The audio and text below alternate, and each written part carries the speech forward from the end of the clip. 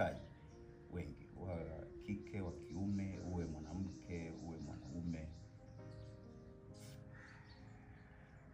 hata siku moja hujawahi kusikia wakikwambia tunafurahishwa na ulivyotuzidi kimaendeleo?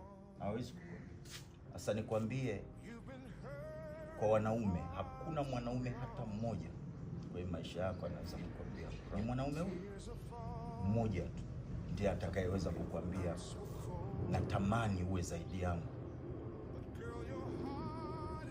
Ni baba mzazi pekee ndio mwanaume pekee anatamani mwanae awe zaidi yake, lakini sio marafiki wala sio ndugu wengine.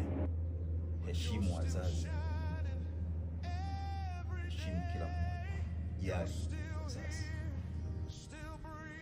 Ndio maisha.